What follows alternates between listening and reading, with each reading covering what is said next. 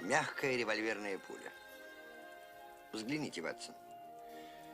Кто бы мог подумать, что такая штука может быть пущена из бесшумного духового ружья? Да, такую я уже держал в руках.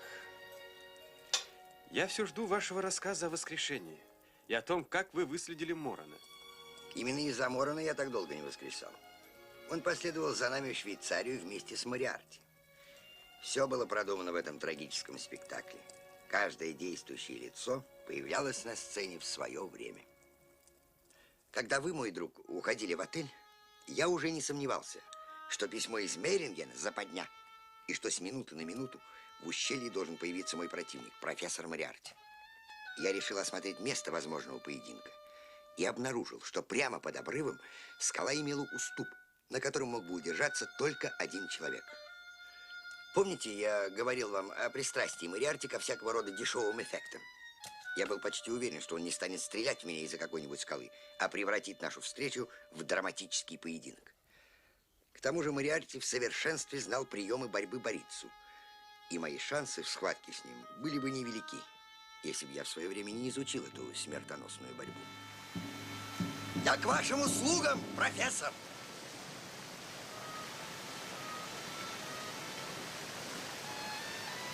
Прежде чем начать выяснять отношения, я прошу у вас несколько минут, чтобы написать письмо друзьям. Ведь исход нашей встречи неизвестен нам обоим. У нас мало времени. Ну, извольте. Мои предположения подтвердились. В глазах Мориарти я прочел неумолимое решение покончить со мной. Я оценил его благородство. Он любезно позволил мне написать коротенькую записку, которую вы и получили впоследствии. А как вы узнали, что я ее получил? Видел своими глазами. Вы видели? Да, там же, у водопада. Но об этом позже.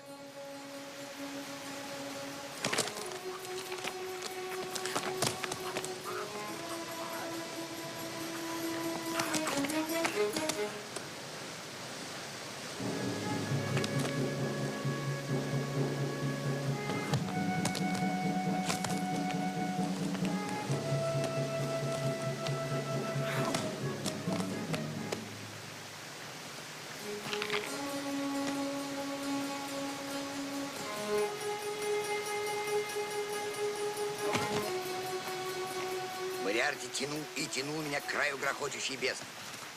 Он готов был умереть, но умереть вместе со мной. В мои планы это никак не входило.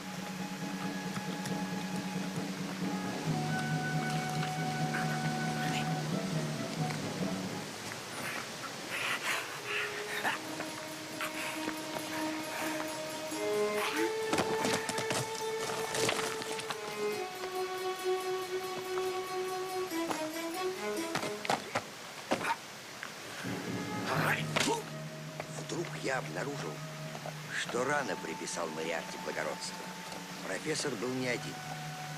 За скалой появился стрелок. Теперь мне было важно слиться с Мориарти в единое целое, чтобы избежать пуль. Я понимал, что пока мы, сцепившись вместе, висим над пропастью, выстрела не будет.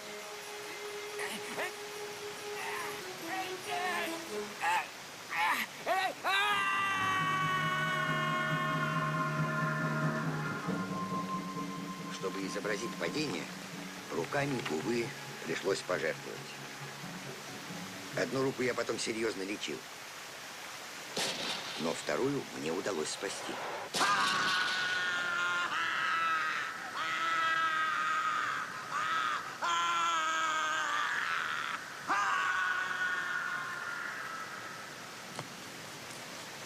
Итак, один сообщник Мориарти был налицо. Теперь мне вовсе не имело смысла умирать. Но и немедленно воскресать тоже было опасно.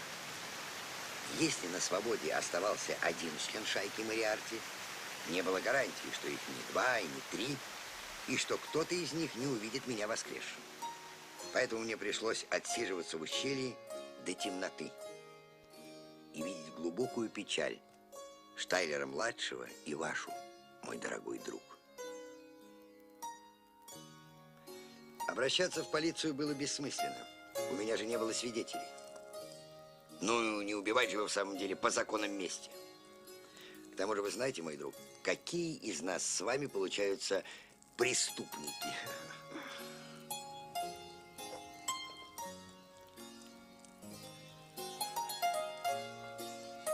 Оставалось ждать.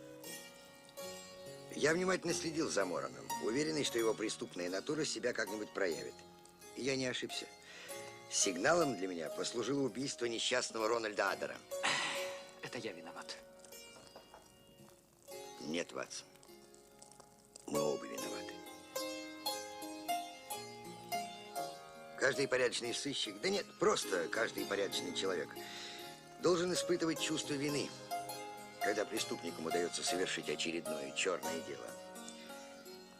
И это чувство вины должно вселять в нас новые силы для борьбы со злом. Поэтому я здесь. А вы, мой друг, рядом со мной.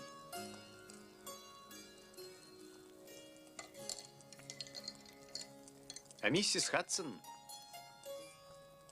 хотела устроить здесь ваш музей. Музей? Рановато. Вы же знаете, какая у меня обширная картотека. Ну, допустим, с буквой «М» мы разобрались.